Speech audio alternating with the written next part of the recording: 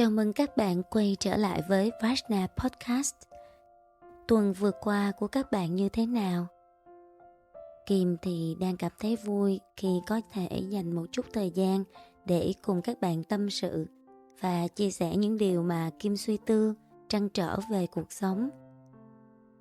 Các bạn thấy đó, vòng quay của cuộc sống luôn cuốn chúng ta vào những trách nhiệm không thể từ chối. Vì thế mà Kim mong rằng khi các bạn đến với không gian chia sẻ này, các bạn có thể đặt xuống những gánh nặng đó và dành cho mình ít phút thư giãn, nghỉ ngơi. Các bạn hãy xem nơi này là một không gian để chúng ta cùng trò chuyện, tâm tình, chia sẻ những kinh nghiệm đời thường trong cuộc sống. Dành cho những bạn lần đầu tiên đến với podcast này, đây là nơi chia sẻ những câu chuyện chiêm nghiệm cuộc sống liên quan đến sức khỏe và môi trường theo góc nhìn độc đáo của triết học tinh thần, cũng như những kinh nghiệm mà tôi đã tích lũy để ứng dụng vào đời sống. Tôi là Vajna Thiên Kim, một nhà hoạt động vì môi trường, giảng viên yoga cổ điển và triết học Vedanta quốc tế bậc Master, chuyên gia trị liệu phục hồi quốc tế, hoạt động trong lĩnh vực y tế và chăm sóc sức khỏe tự nhiên. Chính vì thế mà trong công việc của mình, tôi đã lắng nghe nhiều câu chuyện từ rất nhiều tầng lớp và tôi muốn được chia sẻ những điều tôi đã đúc kết cũng như những giải pháp thiết thực đến với mọi người. Khi nghe podcast này, các bạn sẽ trải nghiệm một không gian thư giãn tinh thần bởi tần sóng âm thanh đặc biệt, giúp kích thích hệ thần kinh phó giao cảm, nên trạng thái thư giãn và buồn ngủ sẽ đến với đa số các trường hợp. Nếu điều này diễn ra, nó cũng thật tuyệt bởi sóng não theta của bạn đã được kích hoạt. Đây cũng là điều đặc biệt khi bạn đến với Vajna Podcast. Các bạn có thể ghé thăm trang web vajnathinkim.org để xem thêm các tài liệu và tri thức được đăng tải miễn phí dành cho cộng đồng. Tôi rất vui khi các bạn đã dành thời gian quý báu để ghé qua và lắng nghe những chia sẻ về cuộc sống này cùng tôi. Và bây giờ, chúng ta hãy cùng đến với buổi trò chuyện của ngày hôm nay. Bạn thân mến, hôm nay chúng ta đã cùng nhau đi đến tập podcast số 10, một cột mốc đặc biệt mà Kim muốn dành để nói về điều gần gũi nhất trong trái tim của mình. Đó là sự tử tế. Tập podcast này sẽ không phải là những phân tích hay chia sẻ, mà là một cuộc trò chuyện sâu lắng, nơi Kim kể cho bạn nghe những câu chuyện đời thường, từ những ký ức thuở nhỏ bên ông ngoại đến những khoảnh khắc rất đời, rất thật trong công việc và cuộc sống. Đôi khi, những điều tử tế nhất lại bắt đầu từ những điều nhỏ bé nhất. Và Kim tin, nếu ai trong chúng ta cũng giữ được hạt mầm ấy trong lòng, thì thế giới này, ít nhất với một ai đó, đã đổi khác rồi. Vậy nên, mời bạn cùng Kim bắt đầu hành trình trở về với hạt mầm đầu đời của sự tử tế. Bạn có còn nhớ không? Thuở nhỏ, chúng ta thường được dạy rằng phải biết nhường nhịn, biết nói lời cảm ơn, xin lỗi đúng lúc. Nhưng hồi ấy, chắc ít ai trong chúng ta hiểu rõ vì sao những điều tưởng chừng như nhỏ bé ấy lại quan trọng đến như vậy. Ngày ấy, chúng ta thường nghe người lớn nói rằng sống tử tế nghe con, để sau này còn gặp điều lành.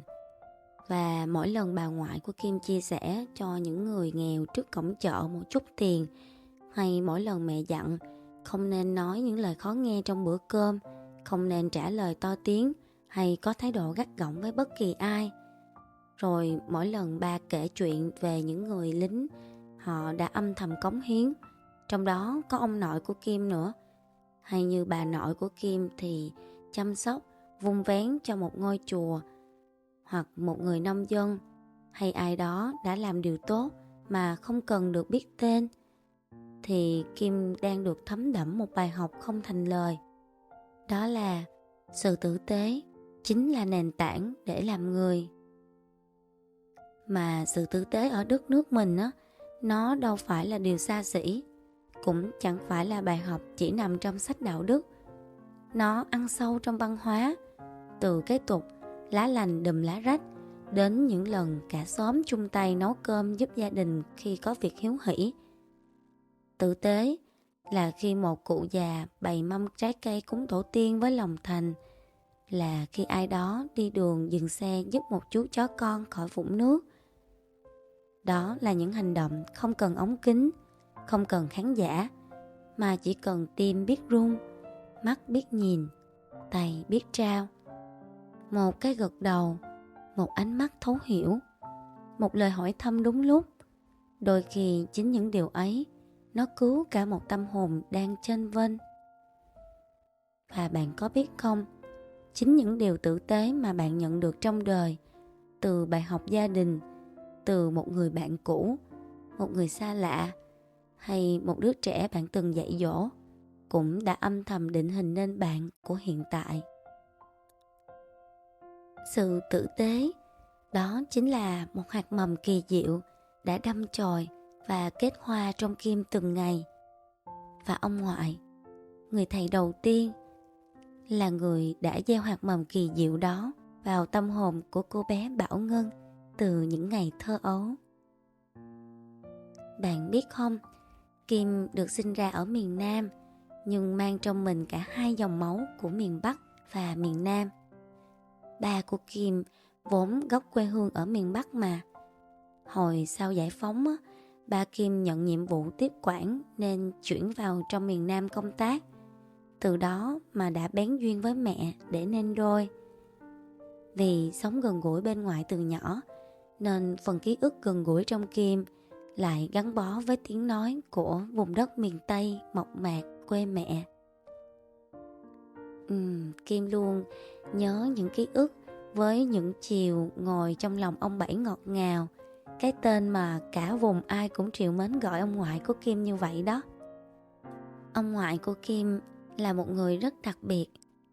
Không phải chỉ vì ông dành nhiều thời gian nói chuyện với cô cháu gái bé nhỏ, mà còn bởi vì trong ký ức của Kim, cũng như trong lòng người dân cả một vùng quê thời đó, ông luôn là hình mẫu của một bậc nhân cách tròn đầy. Ông tiếp nối nghiệp y của ông cố, vừa là thầy thuốc mát tay, nhưng cũng vừa là một người đọc sách, nho nhã, học giỏi nổi tiếng ở một vùng. Mọi người đặt cho ông cái tên gọi là ông Bảy ngọt ngào, không phải chỉ vì lời nói của ông nhẹ nhàng, mà chính vì cái cách ông sống cũng dịu dàng như thế. Gặp ai, ông cũng nói những lời hay, trao cho họ những ý đẹp. Làm việc gì, ông cũng lấy tâm sáng làm đầu. Kim vẫn còn nhớ hình ảnh nụ cười hiền diệu của ông mỗi khi ông trò chuyện với mọi người. Dù là bệnh nhân, một người hàng xóm, một người lạ tình cờ ghé qua, hay thậm chí đối với một đứa trẻ như Kim khi ấy, lúc nào ông cũng chậm rãi, nhẹ nhàng, ân cần mà sâu sắc, như thể đang trao truyền đi một điều gì đó thiêng liêng hơn cả những lời nói của mình. Ông không chỉ chữa bệnh, mà ông còn dùng lời nói của mình để chữa lành những vết thương, những nỗi đau trong lòng người khác. Bằng sự lắng nghe nè, bằng cái nhìn thấu cảm, bằng những lời chỉ dẫn ân cần, dịu dàng, để họ có thể vượt qua được khó khăn của bệnh tật hay những thách thức trong cuộc sống. Và bài học đầu tiên mà Kim được ông dạy, đó chính là bài học về sự tử tế. Kim còn nhớ rất rõ, năm ấy mình chỉ khoảng 7-8 tuổi. Có một lần ông ngồi trầm ngâm nhìn Kim rồi hỏi: "Con hay nghe ba mẹ con dạy rằng phải sống tử tế đúng không nào? Vậy ông hỏi con nè, con hiểu như thế nào về chữ tử tế?" Ôi, cái đứa trẻ như Kim khi ấy á, ngoài ngơ ngác ra thì đâu trả lời được điều gì sâu sắc. Lúc đó Kim chỉ biết gật gù theo thói quen, vì nghe ba mẹ cũng hay nhắc như vậy. Sống tử tế với một cô bé 7-8 tuổi có lẽ chỉ là ngoan ngoãn và biết quan tâm đến người khác thôi. Và rồi ông của Kim từ tốn giảng giải. Chữ tử này không phải ở nghĩa là chết hay sống đâu, mà thường mang nghĩa biểu tượng cho cái sự khởi đầu, sự sống. Và ở trong ngữ cảnh này thì chữ tử còn biểu thị cho sự nhỏ bé, gần gũi. Con biết không, con phải hiểu nó giống như là biết lớn, biết nhỏ, biết trước, biết sau vậy đó. Còn tế là nghĩa tỉ mỉ, kỹ lưỡng, là sự cẩn trọng, là sự chu đáo trong từng hành vi nhỏ nhất. Khi ta ghép lại thì tử tế trong nghĩa gốc được hiểu là một người có phẩm hạnh tốt, sống chu đáo, tinh tế và có lòng tốt trong từng việc nhỏ. Ông còn nói, sống tử tế nghĩa là sống có thứ tự, có lòng, có tình và có tâm. Con làm điều gì cũng nên nghĩ một chút cho người khác và một chút cho hậu quả về sau, con biết không? Đó là những lời dặn của ông mà nó đã khắc sâu trong tâm trí của Kim, cũng như trong trái tim của Kim. Còn ngày nay á, tử tế được sử dụng nhiều với nghĩa là hiền lành, tốt bụng, có lòng thương người và cư xử đúng mực. Nhưng ý nghĩa ông dạy cho Kim sâu sắc hơn. Nó nhấn mạnh cả sự tinh tế trong đạo đức và hành xử, chứ không chỉ là cảm tính. Lúc ấy, Kim chưa thể hiểu hết đâu. Nhưng bằng một cách nào đó, những lời ông nói, nó đã để lại dấu hằn trong ký ức của Kim. Giống như khi bạn được dắt tay qua một con đường lạ. Sau này dù đi một mình, bạn vẫn nhận ra từng gốc cây, từng viên đá vậy. Cho đến cuối năm lớp 7, Kim được ông ngoại tặng cho một quyển sách tên là Đắc Nhân Tâm. Nó là một cuốn sách rất xưa cũ. Tất cả các trang sách đã được dán keo ở gáy, nối lại bằng một sợi dây, và các trang sách thì đã ố màu hết rồi. Đó cũng là quyển sách đầu tiên trong đời mà Kim có. Mỗi lần đọc, ông đều ngồi cạnh, đọc cùng, rồi phân tích từng chương, giải nghĩa cho từng tình huống. Lúc ấy, Kim vẫn còn ngây ngô lắm, chưa hiểu nhiều. Nhưng cái cách ông kiên nhẫn truyền dạy mới chính là điều mà Kim nhớ mãi. Không phải chỉ là kiến thức, mà là cách nuôi dưỡng một nhân cách sống. Sống để hiểu người, để thương người, và để giữ được cái khí chất hiền lành giữa một thế gian nhiều va chạm như thế này. Tới bây giờ, khi hành trình của Kim đã trải qua nhiều thử thách, đã đi tới nhiều vùng đất và còn gặp nhiều con người khác nhau nữa, thì Kim càng thấm sâu hơn. Sự tử tế không chỉ là điều mình cho đi, mà còn là thứ giữ cho mình nguyên vẹn các bạn ạ. Có lẽ đó cũng là lý do vì sao dù Kim đã lớn lên, đã đi rất xa, nhưng mỗi lần nghĩ về hai chữ tử tế, hình ảnh ông ngoại lại hiện lên đầu tiên như một ngọn đèn nhỏ, âm thầm thắp sáng con đường Kim đã đi và đang đi tiếp. Và có lẽ chính nhờ bài học đầu đời ấy, bài học ông ngoại đã gieo vào Kim như một hạt mầm từ rất sớm, mà Kim mới có đủ nội lực, sự mềm mại và bền bỉ để cùng các bạn đi trên hành trình này. Khi Kim nhắc lại bài học đầu đời về sự tử tế và cuốn sách xưa cũ ố vàng mà ông ngoại đã trao, Kim cũng nhận ra một điều rằng càng về sau này, con người dường như đã ít để ý đến những điều nhỏ bé chân thành, mà thật ra đó lại chính là những giá trị cốt lõi để chúng ta nắm lấy tay nhau. Ngày xưa, một nụ cười, một cái gật đầu chào người mới quen khi ta vô tình gặp trên đường, hay một ánh mắt biết lắng nghe, một câu nói chân thành cũng đủ để kết nối hai con người. Còn bây giờ, trong nhịp sống hiện đại, mọi thứ cứ như đang vận hành trên một hệ thống lập trình sẵn vậy. Gặp nhau, người ta nói những câu rất hoa mỹ, rất chỉnh chu, nhưng bên trong lại chất chứa sự trống rỗng, không có chiều sâu, không còn hơi ấm, cũng không còn sự hiện diện thật sự. Có những điều lẽ ra rất giản dị, như hỏi nhau một câu: "Hôm nay bạn ổn không?" Hay ngồi xuống nghe một người đang buồn kể hết câu chuyện của họ. Giờ đây Kim thấy nó đã trở nên xa xỉ. Chúng ta có quá nhiều phương tiện để kết nối, nhưng lại càng ít hiện diện thật lòng cho nhau.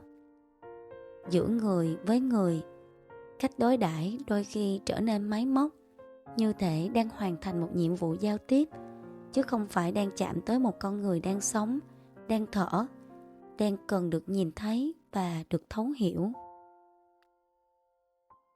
Chính điều đó đã khiến cho Kim muốn chia sẻ về sự tử tế.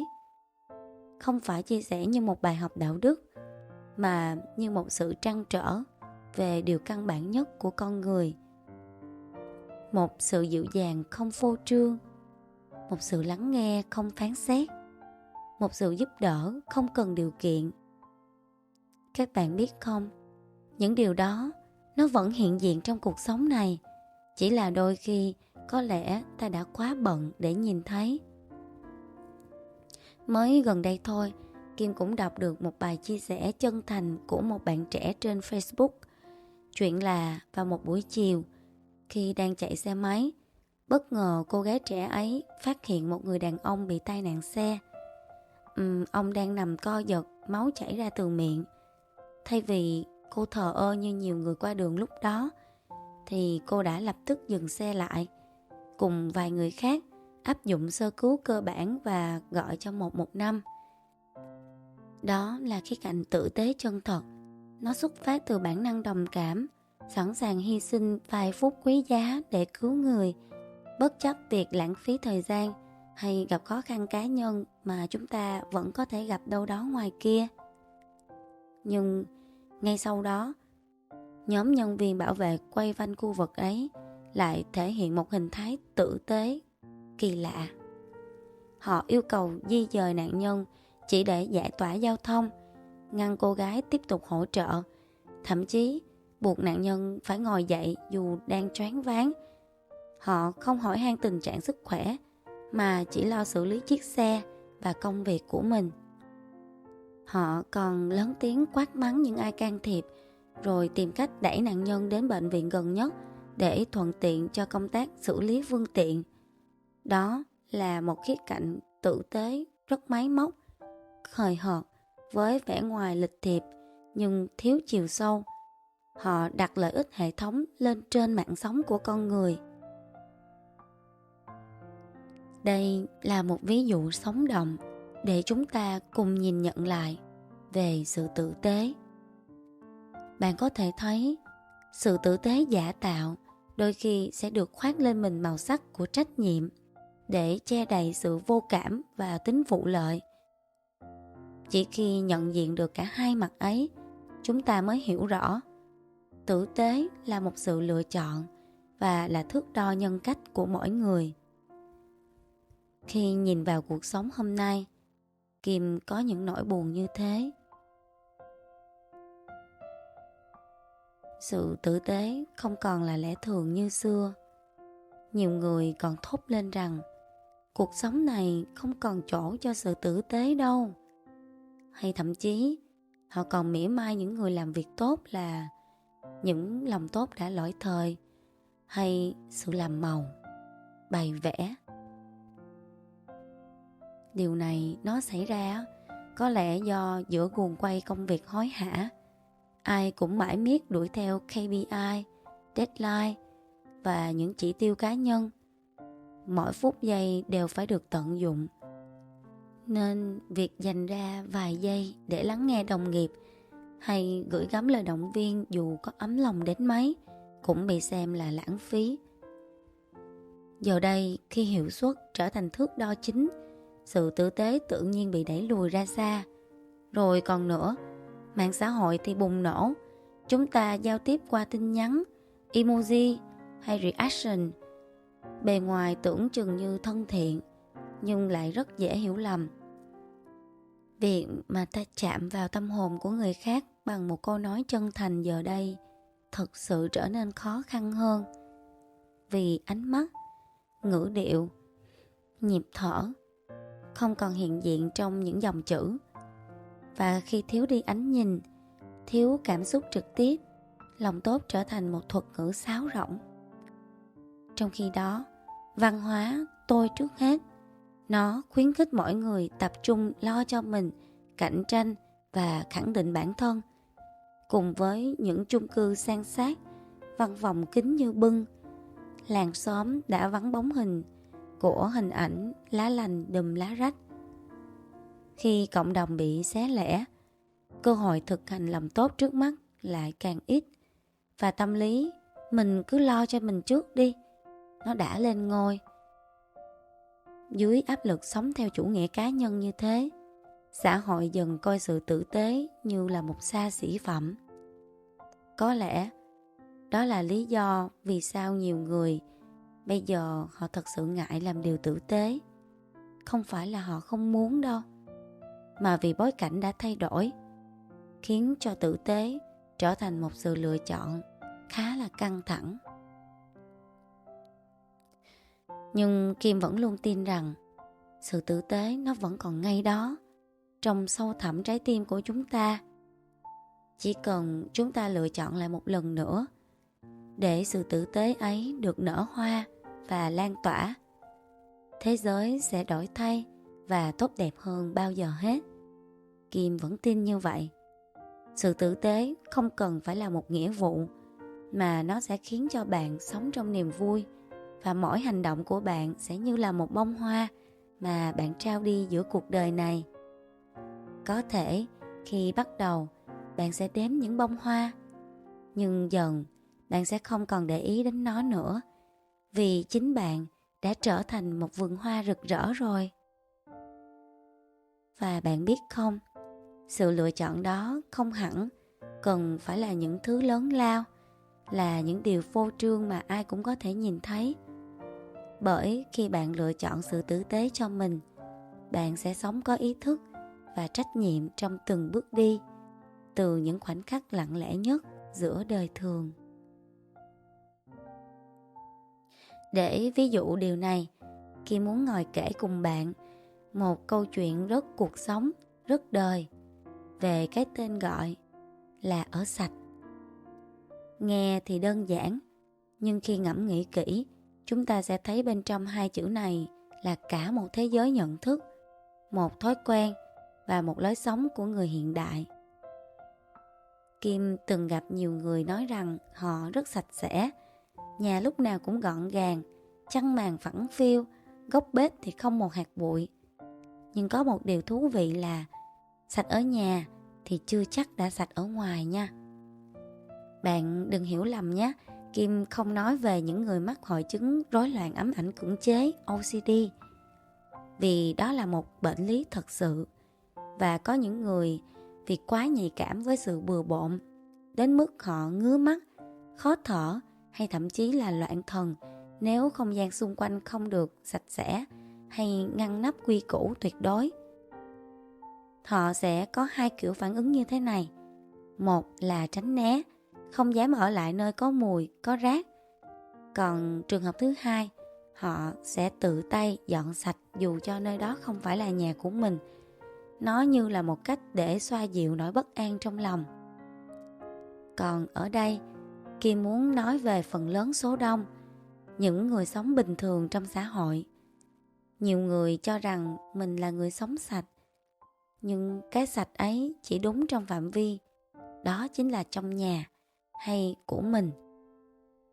Nhà mình thì mình lau dọn, quét sân, cẩn thận từng chút. Nhưng khi bước ra ngoài, đến trung tâm thương mại, đến phòng tập, đến spa hay đến nhà một người bạn, nếu vô tình thấy rác, thấy vết bẩn, ta có dọn không? Liệu ta có sẵn lòng cúi xuống nhặt một cái túi ni lông không phải của mình và vứt vào thùng rác gần nhất không? Thực trạng bây giờ thì rất nhiều người sẽ không, vì họ nghĩ không phải của mình, không phải việc của mình, Và chính ở chỗ này, sự phân biệt giữa của tôi và của người khác, nó đã chỉ ra một thứ sâu xa hơn. Đó là về mức độ ý thức cộng đồng của chúng ta. Nó đang ở đâu? Đôi khi mọi người chỉ lướt qua nhau trên màn hình mà quên mất rằng tất cả cùng đang chung một nhịp thở nhân loại. Ý thức của chủ nghĩa cá nhân bây giờ, nó đã khiến con người rời xa cộng đồng, rời xa những mối bận tâm chung. Một người thực sự ở sạch nên là những người ở đâu cũng sạch, từ trong ra ngoài, từ không gian cá nhân đến nơi công cộng.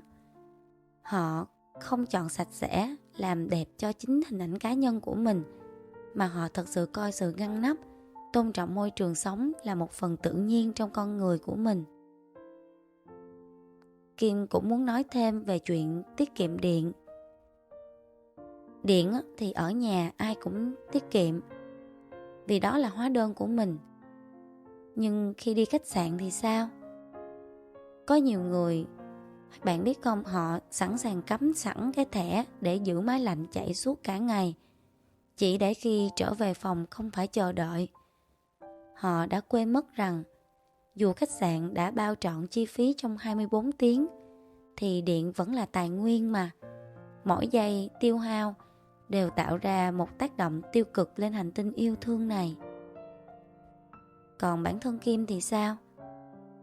Ngay cả khi Kim ở trong những căn phòng hạng sang hay suite tổng thống, thì dù có cả phòng khách, phòng ngủ, phòng tập, nhưng Kim vẫn giữ thói quen sẽ tắt đèn ở các khu khi không dùng, rồi vẫn đóng vòi nước đúng lúc, tiết kiệm điện như thể đang ở nhà của mình vậy. Không phải vì tiết kiệm tiền, mà đó là tiết kiệm thói quen. Vì mình vẫn giữ sự tỉnh thức, vẫn muốn giữ sự tôn trọng và cả lòng biết ơn đối với nguồn năng lượng mà mình đang sử dụng. Bạn thấy đó, những điều rất nhỏ như cách mình ở, cách mình dùng điện, nhặt rác hay không, không chỉ phản ánh lối sống mà còn là một tấm gương phản chiếu để cho thấy mình đang sống với ý thức ra sao. Sạch không phải là hình thức, mà sạch là tần số rung động. Là khi bạn đi đến đâu cũng để lại sự ngăn nắp, dễ chịu, nhẹ nhàng cho người khác. Là khi bạn coi trọng mọi không gian, dù là của mình hay không, thì đều xứng đáng được tôn trọng như chính căn nhà trong tim của bạn. Mà các bạn biết không, mỗi ngày khi Kim đến phòng gym, những lúc thấy mấy quả tạ 5kg bị để lẫn lộn với tạ 10kg, không một ai xếp lại cả, thì Kim dừng lại, lặng lẽ nhặt từng quả và đặt về đúng vị trí, rồi mới bắt đầu buổi tập của mình. Trong nhịp sống vội, và cũng là nhịp vội của buổi tập, thường người ta sẽ bỏ qua và cho rằng đó là việc của người phục vụ phòng tập. Ai cũng tập xong rồi để lại đó những ngổn ngang. Nhưng nếu bạn là người đến sau, đang vội vàng trong lúc tập luyện mà phải đảo mắt tìm từng cặp tạ cho đúng, thì bạn sẽ hiểu sự gọn gàng ấy chính là một món quà. Một món quà vô danh từ ai đó đã âm thầm để lại. Cũng như khi lấy thảm tập, Kim không chỉ lấy cho mình mà còn tiện tay lấy luôn cho cả người đứng ở phía sau. Hay khi đến những khu thương mại, Kim luôn nán lại giữ cửa cho người đứng sau, dù cho đó không phải là người già hay trẻ em. Và thường Kim lại không nhận được lời cảm ơn đâu. Nhưng Kim không vì thế mà thay đổi hành động của mình. Bởi vì những hành động này không phải vì quen biết, càng không phải vì muốn được cảm ơn. Chỉ đơn giản là nếu mình đang đứng ở đó và có thể làm cho ai đó nhẹ nhàng hơn một chút, thì tại sao không? Cũng tiện tay mà. Và sau này mình cũng có thể nhận được những món quà như thế. Trong hoạt động thiện nguyện vì cộng đồng cũng vậy. Đối với Kim, làm thiện nguyện không chỉ là đến để trao những món quà vật chất, trị liệu bệnh miễn phí hay hoàn thành một danh sách đã giúp đỡ, mà thiện nguyện ở trong trái tim Kim là một hành trình trao đi tình người, là cơ hội để chạm đến nhau bằng sự tử tế thuần khiết nhất. Chính vì vậy, Kim luôn nhắc nhở đội ngũ của mình đừng chỉ đến đây để làm việc. Hãy đến để lắng nghe, để thấu cảm. Dù người đến trị liệu là ai, là người có hoàn cảnh khó khăn hay người khá giả, người xa lạ hay người thân quen, người được hỗ trợ miễn phí hay đã trả tiền đầy đủ, thì đều xứng đáng được chào đón bằng sự ân cần và tình yêu thương như nhau. Ở bất kỳ nơi đâu, mỗi khi đặt chân đến để chữa bệnh cho cộng đồng, từ miền núi xa xôi cho đến các thành phố đông đúc, Kim cùng các bạn đồng hành luôn dành trọn tâm huyết cho từng chi tiết nhỏ nhất. Từ việc sắp xếp không gian sao cho ấm áp sạch sẽ, đến chuẩn bị từng chi tiết trị liệu cho thật cẩn trọng. Cả âm thanh, mùi hương, ánh sáng, mọi yếu tố đều được cân nhắc để người bước vào họ cảm thấy thật sự an toàn, thư giãn và được chăm sóc một cách trọn vẹn, cả về mặt thể chất lẫn tinh thần. Vì Kim tin rằng chữa lành không chỉ đến từ thuốc hay phương pháp, mà nó đến từ năng lượng của sự tử tế. Một ánh mắt dịu dàng, một bàn tay đặt lên vai, một căn phòng thơm dịu và tĩnh lặng. Tất cả những điều đó, dù nhỏ thôi, nhưng có thể làm dịu đi một tâm hồn đang xáo động và đầy tổn thương. Và biết đâu, nó lại chính là khởi đầu cho một hành trình phục hồi sâu sắc. Tử tế, đó là lựa chọn của mỗi ngày. Chọn nhặt lên thay vì lơ đi, chọn dừng lại thay vì vội vàng, chọn trao gửi thay vì giữ riêng. Và khi ta gieo những hạt mầm nhỏ bé ấy, chúng sẽ âm thầm bén rễ. Rồi một ngày nào đó, chúng sẽ vươn thành những khu rừng nhân ái. Và như bạn thấy đó, sự tử tế nó không nhất thiết phải là điều gì to tát. Nó có thể bắt đầu từ một ánh mắt, một hành động nhẹ nhàng, hay một lựa chọn thầm lặng giữa đời thường. Với Kim, đó là bài học đầu đời từ ông ngoại, người gieo vào lòng Kim hạt mầm đầu tiên về cách sống làm người. Nhưng bạn thân mến, có bao giờ bạn tự hỏi, nếu lòng tốt bị đem ra lợi dụng, nếu nó được những kẻ khoác lên mình bộ áo tử tế chỉ để trục lợi thì sao? Đó cũng là câu chuyện mà Kim đã từng trải qua. Một bài học không dễ dàng, nhưng cũng là một bước ngoặt lớn trong hành trình lập trình lại niềm tin sống mà Kim sẽ chia sẻ với các bạn ở phần 2 của podcast số 10, nơi chúng ta sẽ cùng nhau đi sâu hơn vào mặt trái của sự tử tế. Và chúng ta cũng sẽ học được cách giữ lấy ánh sáng bên trong mình, ngay cả khi thế giới ngoài kia trở nên thật khó đoán, nơi chúng ta sẽ cùng nhau đối diện với câu hỏi: khi lòng tốt bị phản bội, mình có còn nên tử tế nữa không? Cảm ơn bạn đã dành thời gian lắng nghe. Mong rằng những chia sẻ chân thành này sẽ là nguồn cảm hứng nhỏ bé cho bạn. Nếu bạn cảm thấy những điều này ý nghĩa, hãy cùng lan tỏa đến những người cần. Bên cạnh đó, như thường lệ, nếu bạn chưa đăng ký kênh, hãy ấn vào nút đăng ký ở phía dưới và đừng quên bật chuông thông báo để khi có nội dung mới, YouTube sẽ thông báo ngay cho bạn. Hẹn gặp lại bạn vào mỗi tối thứ 6 hàng tuần tại Vajna Podcast, nơi chúng ta lại cùng nhau khám phá những điều thú vị về sức khỏe và đời sống. Kim chúc bạn có một ngày mới đầy năng lượng, đầy cảm xúc chân thật và một hành trình luôn hướng về phía ánh sáng của chính mình.